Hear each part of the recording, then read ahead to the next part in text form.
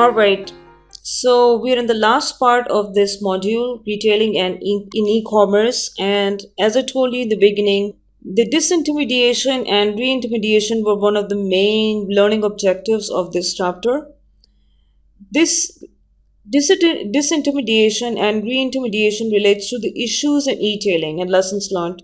So, which means that it's been almost more than a decade since people have been consuming and selling and buying in the online world, and there have been plenty of lessons that people have learned over the years.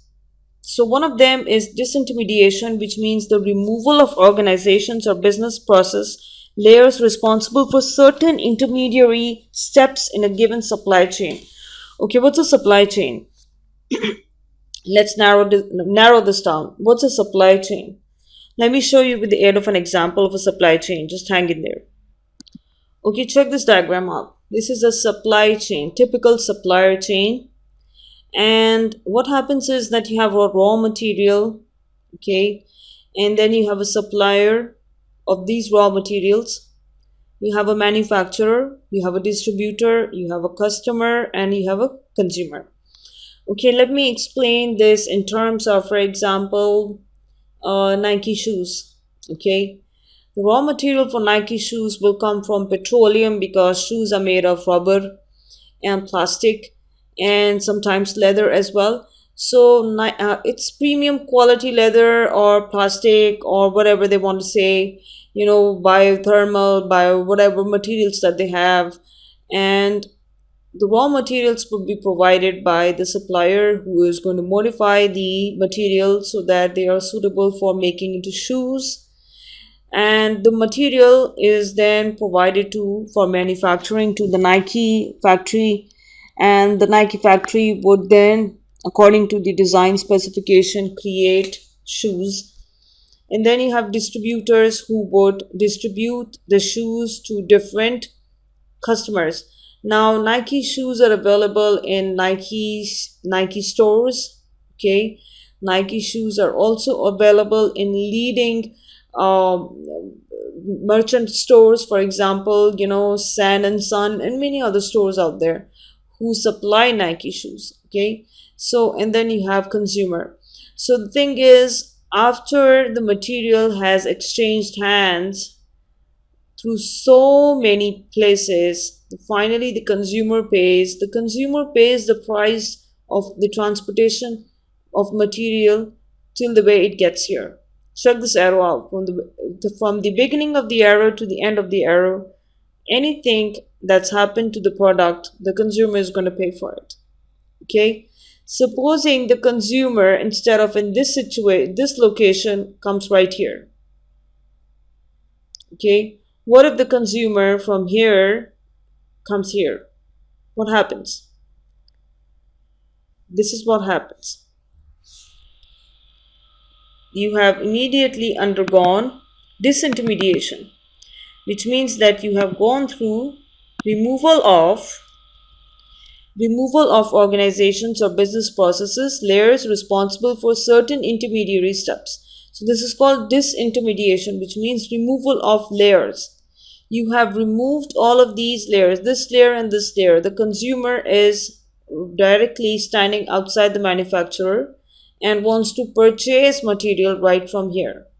Okay, and usually these manufacturing plants are way outside the city's bounds, and they are outside the city. They're located, way outside the suburbs. Some consumers, they travel all the way to get cheap products, lower price products, but they pay the transportation themselves, but they only to get more product at lower price. Okay, so that is called disintermediation. Now in the online environment, what if this manufacturer, okay, right here, Nike opened up its own online portal to sell materials directly from the manufacturer? Imagine how cheap it would be if the shipping and handling cost was covered and everything. It would be very cheap for you to buy directly from the manufacturer through an online portal and remove these guys here. Okay, on the other hand, on the flip side, this customer here, which is, a leading shoe store that houses a lot of brands, a lot of shoe brands. What if this store here creates a portal and sells Nike shoes? You would have to pay for all this distance and whatever happens to the shoes within this distance. Okay, the price by paying from here or paying from here is definitely going to be different. Okay, here it's going to be more cheaper, here it's going to be more expensive.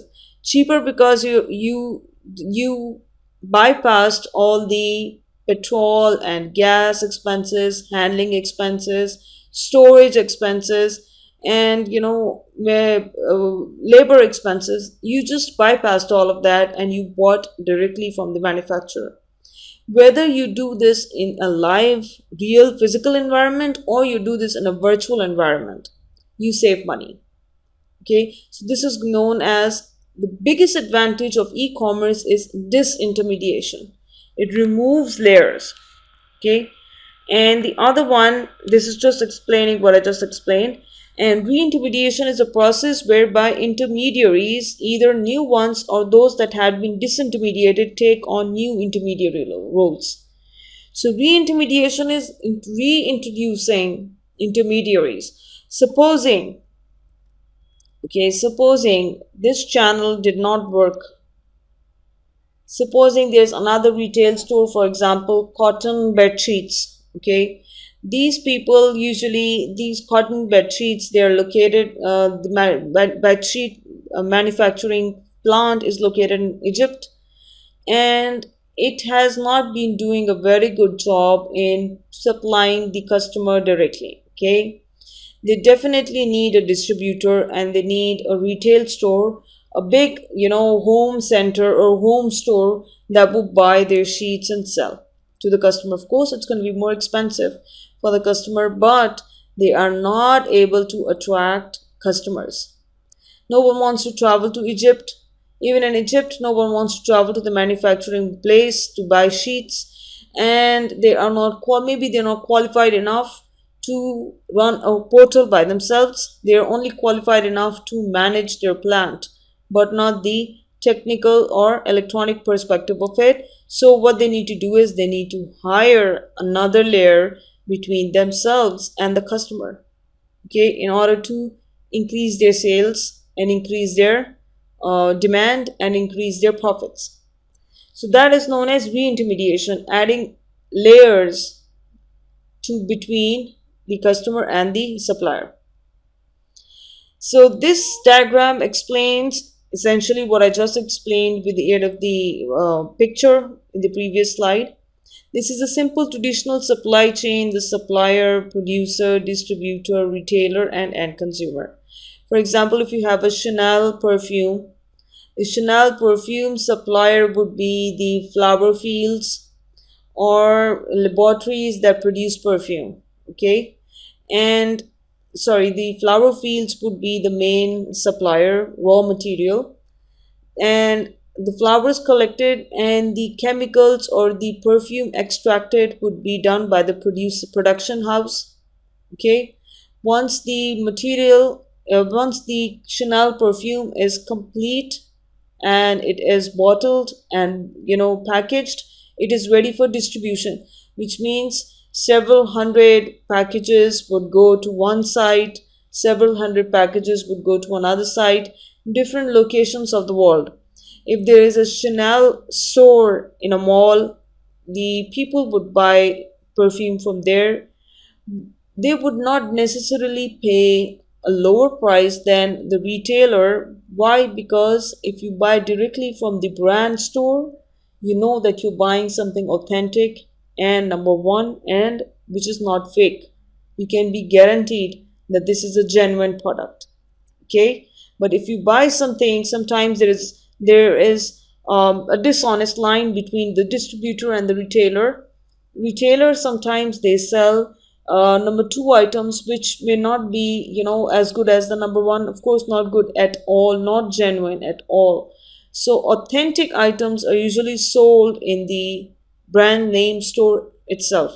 That is why they are expensive. Okay, essentially because of the loss of a layer between the customer here and the distributor. It should have been cheaper, but it's not so for like, you have to treat each product differently. It's not the case with every product. Then you have supply chain with examples of disintermediation. You have supplier, producer, distributor, retailer, and end consumer. Sometimes distributors, that's what I just said. You have disintermediation, distributor can provide to end consumer directly, producer can also provide to end consumer directly.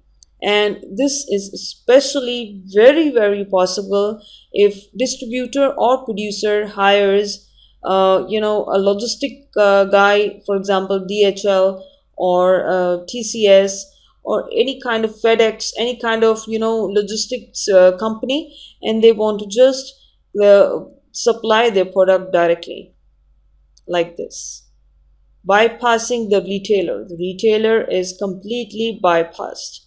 Okay, so this is called disintermediation. Supply chain with examples of reintermediation: supplier, producer, distributor, retailer, and consumer. You may have intermediary here, intermediary here, intermediary here, and all I can think of is that maybe the producer, distributor, retailer, and consumer needs the services of IT or electronic commerce, so development, design, development, and support services. Okay, so that they can handle the data and buying habits and all kind of e-commerce activities done by the end consumer. So this is the best example that I can think of an intermediary is the external out of the house services of an IT person who would actually support the purchase behavior of end consumers. Channel conflict is another lessons learned. It's a situation in which an online marketing channel upsets the traditional channels due to real or perceived damage from competition. Okay, and it happens many times. Okay, what happens here is, for example, if there is a Nike retail store very close to your home in your location, they already have a Nike store, but what you do is you just go to the Nike store and check out the prices, check out the style, check out the size, put on the shoe, try it on. But you buy it from the online retail store, which is offering you at least, you know, $50 less than the price in the showroom. Okay, now the only risk that you have, the risk that you carry by going to the online retail store is whether the material is authentic or not. Okay, other than that, the price is $50 cheaper than that in the physical store. So this is a channel conflict. People at the Nike will get frustrated that customers come to us, they try the shoes, they like it, but they don't buy it from us, they buy it from somewhere else. So this kind of competition is a channel conflict and it is very frustrating. So Nike, what can Nike do to counteract this? They could offer, a best price guaranteed, or we will compare prices, and many kind of fairness programs. Train their sales people that to tell customers not to buy online because of dangers and everything, to scare away customers from online shopping. So to provide more opening of the channel of physical marketing. So what I'm trying to say is that e-commerce does pose dangers for channel conflict.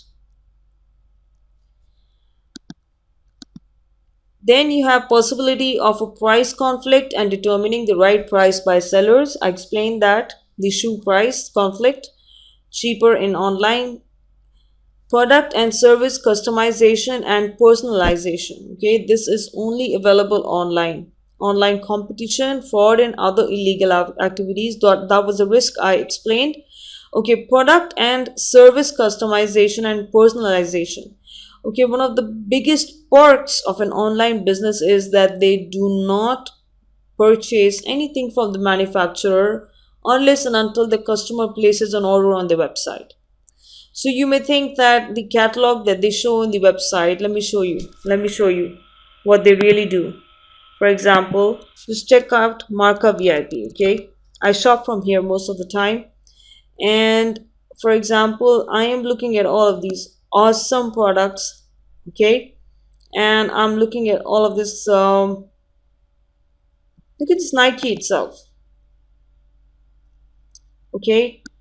And this shoe, men's suede shoes, 270 dirhams.